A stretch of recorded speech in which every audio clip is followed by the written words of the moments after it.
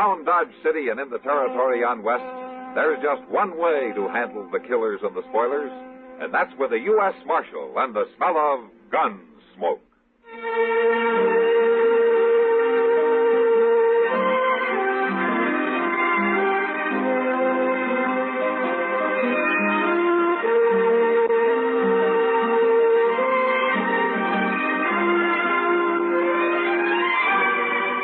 Gunsmoke, starring William Conrad, the story of the violence that moved west with young America, and the story of a man who moved with it. I'm that man, Matt Dillon, United States Marshal. The first man they look for and the last they want to meet. It's a chancy job, and it makes a man watchful and a little lonely.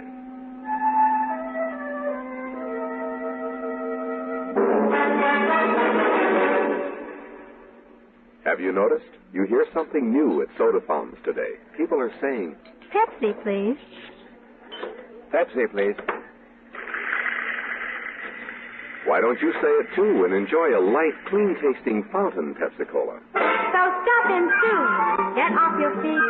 Your fountain service can't be beat. Mochis and cheese. Say Pepsi, please. Now it's Pepsi. For those who think young.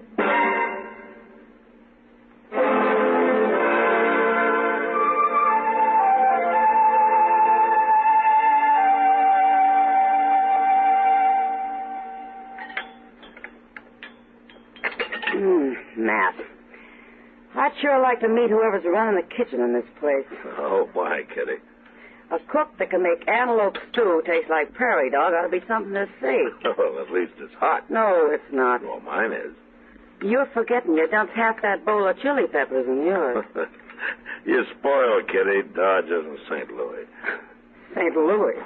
I was there 6 months, 4 years ago. Hello, Matt. Kitty. Doc. How are you, Doc? Oh, fine. Sit down. Oh. Hey, what are you eating? Stew? Well, that's what they call it. Well, I'll try a little anyway. Then I'm going to go to bed. At noon?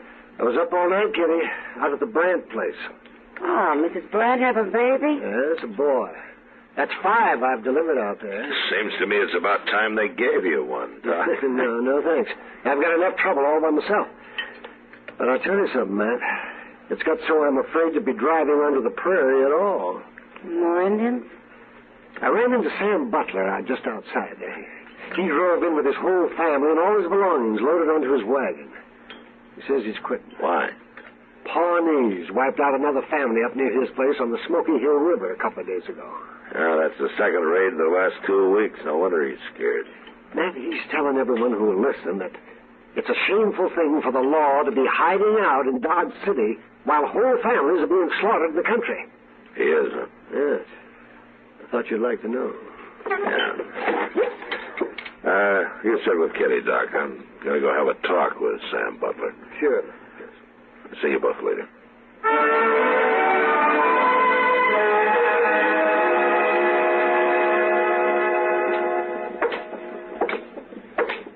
I'm saying that any man that stays out there and exposes his family to them murdering savages is plumb crazy.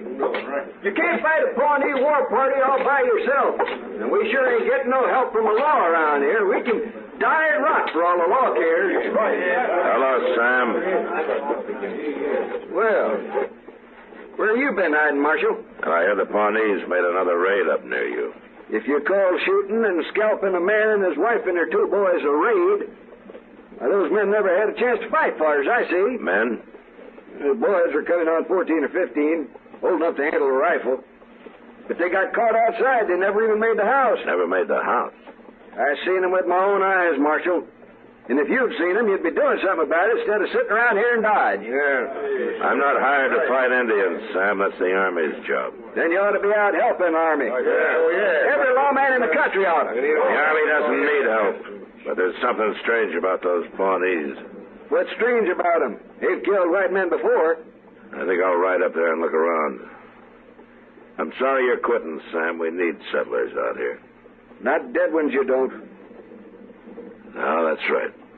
Not dead ones.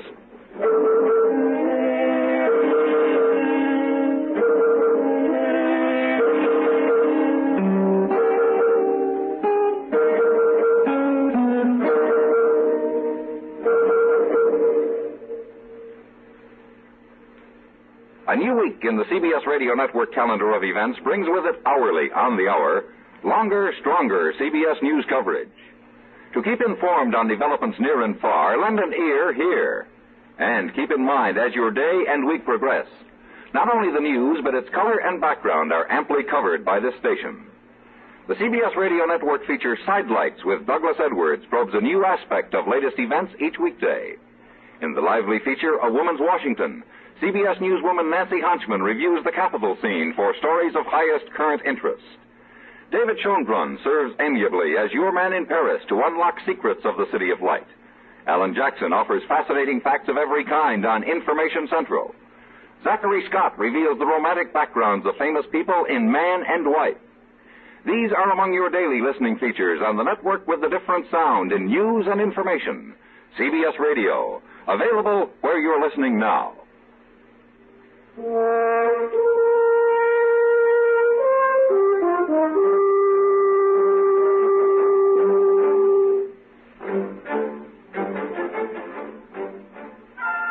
Chester and I left Dodge that afternoon, and toward evening the next day we ran across a troop of cavalry camped on the Smoky Hill River and commanded by a young officer who was new to this part of the country, a Captain Starr.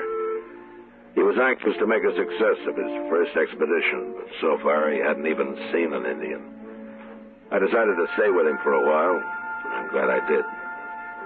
The next afternoon, while we were on the march, his scouts reported another settler's cabin burned. The family killed.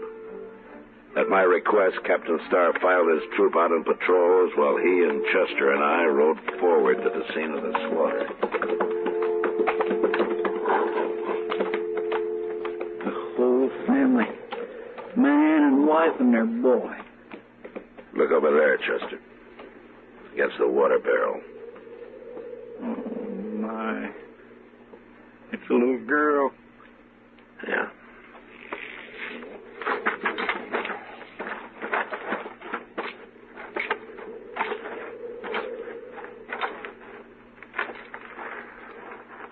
They scalped them.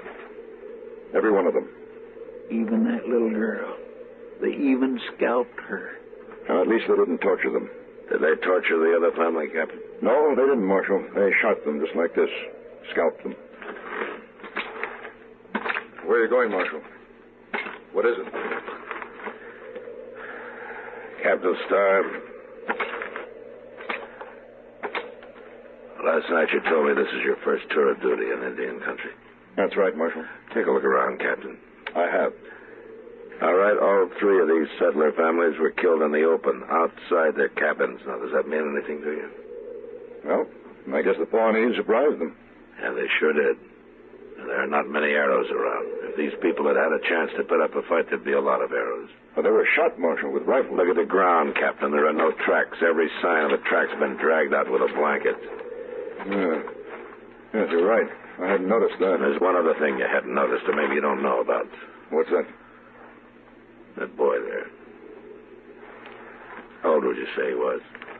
Oh, about the same age as the boys at the last place, maybe 12, 13. Yeah. Well, Captain, that's old enough to be a brave in a couple of years if he was a Pawnee. Now, what do you mean, if he was a Pawnee? They usually keep a boy that age. They don't kill him. They take him and try to make a brave out of him. Oh, I didn't know that. You don't think it was Pawnees that done this, Mr. Dillon? No, I don't, Chester. Man wearing moccasins doesn't care about his tracks. He's got nothing to hide. I'm afraid I don't understand, Marshal. It wasn't Pawnees that did this, Captain. It wasn't Indians at all. It was white men. Marshal Dillon. Yeah. No white man would shoot that little girl over there. And then the scalper. Captain, did you ever hear what Chivington did to the Cheyennes at Sand Creek? Kill and scalp them all, he said. Big and little, nits make lice. Congress has repudiated that whole affair, Marshal. Well, it still happened, Captain, and it was still white men that did it. Yes, I suppose you're right. I'm right. But why did they do it? There was horses. See that corral out there? This man must have had 6, 7 head of horses. Yeah. The other settlers did, too. They stole the horses and probably whatever they could find in the cabins. And right now they're sitting around camp somewhere drinking coffee and laughing at all of us Indian hunters. I'll find them. It's a big country, Captain. I've got a troop of cavalry out there, Marshal. Over 100 men. All right, suppose you do find some riders with a bunch of horses. How are you going to know they're the men you're after? Those horses are branded, aren't they? What brands? I don't know, but they must be registered somewhere. Yeah, maybe. While you're finding all that out, some of the families are going to be slaughtered. No, Captain, there isn't time. I didn't realize how new I am at this game, Marshal. What would you suggest? Well, there used to be a corral about 5 miles upriver from here. They'll stand it. We'll bait it with a couple of dozen head of good cavalry horses. They'll come to us. Good idea. And I'll have my troop deployed, ready to move in. No, that wouldn't work, Captain. You can't hide 100 men. You'll have to keep your cavalry clear away. But how can we... Chester and I'll be there. We'll wait for them.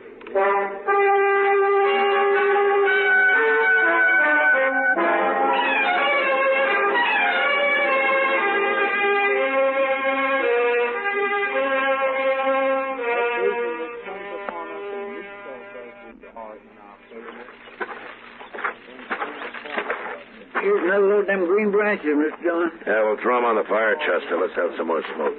Yes, sir. Yeah, that'll do it. You ought to see that if they're anywhere this side of the Rocky Mountains. They're sure to be scouting around. They ain't stolen enough horses to leave the country yet. Besides, they're feeling mighty safe. They'll come. Mr. Dillon? Yeah. I've been thinking. It's doing that'll make you rich, Chester, not thinking. Well, I don't care so much about being rich as going on living. No, what's bothering you? Well, so there's only 2 of us. I was wondering how many there are of them. You want to go back and find the cavalry? You didn't answer my question, Mr. Dillon. How many do you think we're waiting for? Yeah, there's no way of telling. Well, if there's a whole passel of them, how in the world are we going to take them? I don't really care how we take them, Chester. You're pretty mad, ain't you? Just can't get that little girl out of my mind. Huh, look up. Here comes somebody. He's all alone. Just some cowboy, probably. Yeah, maybe. Yeah, sure it is. He seen smoke from our fire, now he's wondering what that old corral's doing full of horses. He might be scouting it for the others. Those men don't take many chances. How are we going to find out? Maybe we won't till it's too late. You heat up some coffee for him, huh? Chester, I think I'll have a cup of that, too. All right, sir.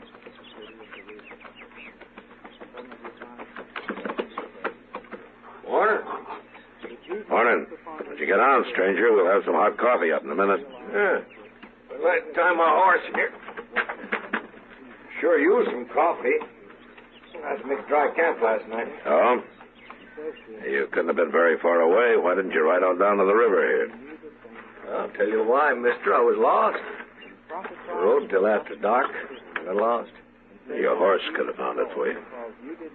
Well, maybe my horse ain't as smart as yours. No offense. Sit down. Chester's bringing the coffee now. I've been sitting all morning. Here you are, mister. We ain't got no sugar. Oh. You've been traveling pretty light, ain't you? What do you mean? Here's your coffee, Mr. Dillon. Oh, thanks. You know all them horses?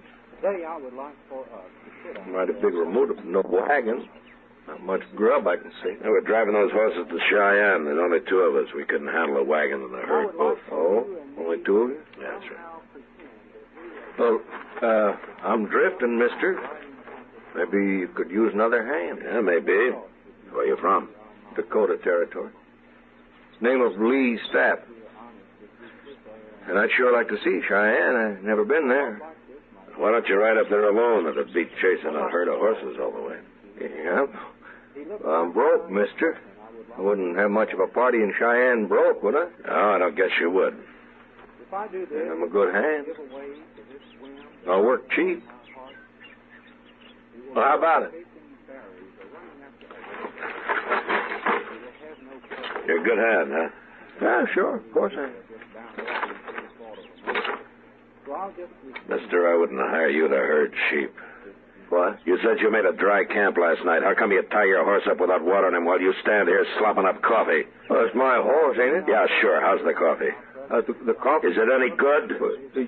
Well, sure it is. All right, then have some more of it. That's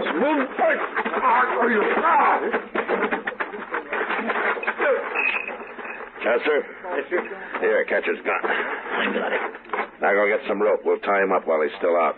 Mr. Dillon, you sure he ain't just a cowboy like you said? I was pretty sure, Chester, but this made me real sure. It was sticking out of his pocket. Oh, my. I'll get the rope. And we ought to hang him with it.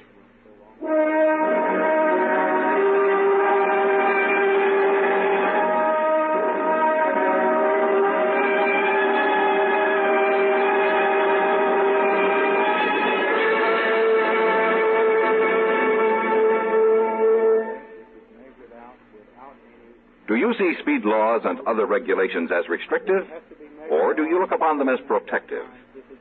When a police officer writes a summons for traffic violations, do you see him as an enemy or friend? Your life may depend on your attitudes.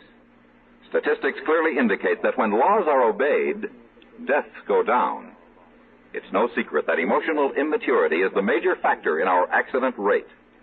How else but childish can you describe the notion that breaking a traffic regulation is a way of getting away with something? What could be more infantile than believing one can prove his superiority by ignoring a stoplight? Unfortunately, too many drivers on the road subscribe to that kind of emotional outlook. The result is tragic. Almost 85% of all traffic accidents in America are caused by careless, childish driving. We hope sincerely that your attitudes are adult. We hope you know our traffic laws and the people who enforce them are there to help save your life.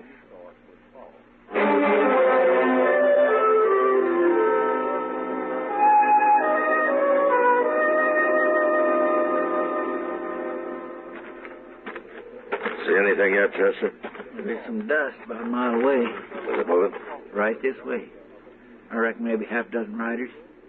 Your friends don't take many chances, do they, Steph? They ain't no friends of mine. Yeah, well, I'll tell them that when they get here. You better turn me loose. You ain't gonna tell nobody nothing. You mean they won't like it, you're being all tied up that way, huh? I mean, you ain't got a chance, Marshal. Oh, you're about right, Mr. Dillon. How are we going to fight 6 men? I've been thinking, Chester. But we can't stand up to 6 men. We wouldn't have a chance. No, we wouldn't. I'm going to do something I never did before in my life. What?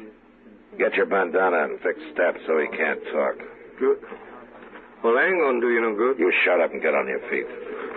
Where's bandana? Here, I'll do it. On your feet, Step. Come on, come on. All right, get our rifles, Chester. Yes, sir. Turn around. Oh. Now, that ought to keep you quiet, Step. All right, now walk.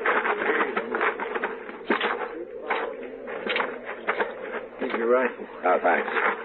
Now, you get down behind that log over there, Chester. Yes, sir. I'm going to keep Step with me right here. All right, Step, lie down. If you make any noise, I'll split your skull, so help me. Now, go on, lie down. Okay, Chester? All right, keep the sun off your rifle. They're getting pretty close. Quiet now. Mr. Dillon? What? What are we going to do? Fight it out from here? Chester, I'd hate for either of us to get killed by men like them. When I start shooting, you start. You take whoever's on your side first and then work in. Ambush? Yeah, so they'll never know it. Shut up now. Here they are.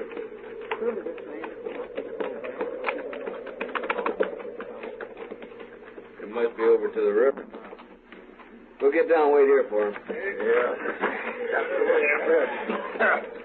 Maybe Staps killed them already. We didn't hear no shooting, did we? I don't like this, Jake.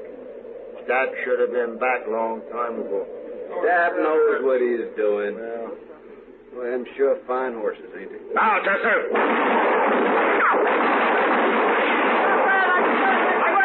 Don't shoot no more. All right. Throw your guns away. Sure. Yeah. Now turn around. Get your hands up in the air. All right, Chester, come over here. We killed 4 of them, Mr. Dillon. 4 of them. Bring staff up to the fire. I'll handle these two. Yes, sir. You two stopped just in time. You can turn around now. Who are you? What'd you ambush us for? Why, you done killed 4 men. I'm a U.S. Marshal, mister. You're lying. Am I? What kind of marshal would ambush a bunch of men like that? My kind, mister. Untie his bandana, Mr. Dillon. No reason you shouldn't talk now. It was murder. That's what it was. That was plain murder. It sure was. Even if he is a marshal, he'll hang for this. He never give us a chance. You're right, mister. I didn't give you a chance. There were too many of you, and besides, I never knew any men that deserved a chance less than you. What are you talking about? We ain't done nothing. No. I found this yellow hair ribbon in your friend Stapp's pocket. Here, take a look at it. Well, what's this? This ain't nothing, just a little yellow ribbon. There was more than just the ribbon. You blasted fool, Stapp. No. I didn't take nothing else. That was just kind of a souvenir. I told you to get rid of everything. You know, Stapp, I'm sorry you came in alone. I wish you had been with the others. But I'm going to see you hanged, all 3 of you. It's that little girl's yellow hair ribbon that's going to hang you.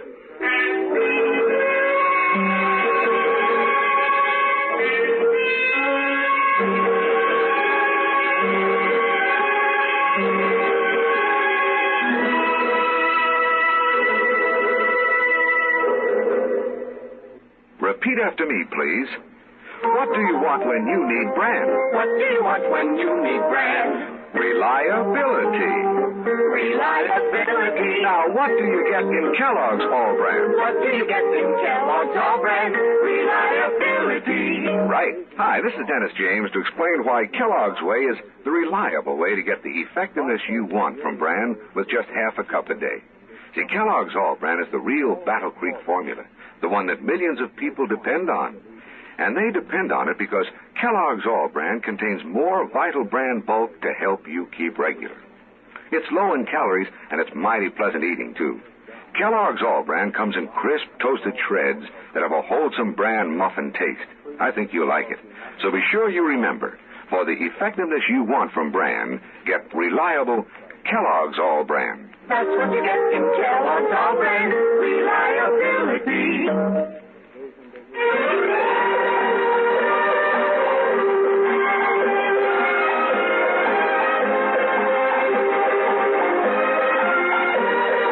Gunsmoke. Produced and directed in Hollywood by Norman Macdonnell, stars William Conrad as Matt Dillon, U.S. Marshal. The story was specially written for Gunsmoke by John Meston. Featured in the cast were Lawrence Dobkin, John Dehner, and Harry Bartell.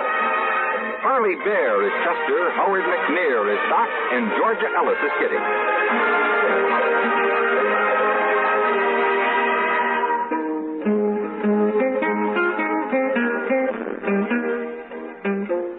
This is George Walsh inviting you to join us again next week when CBS Radio presents another story on Gunsmoke. For instant facts and fun, America listens most to the CBS Radio Network. Hello there, I'm Art Linkletter with 8-year-old Tommy, whose hobby is, what is it, Tommy? Collecting butterflies. Oh, that sounds like fun. What do you want to be when you grow up? A doctor. Well, what kind of a doctor? A people doctor. Oh, Tommy is one of the many children carrying on a personal fight against a crippling handicap.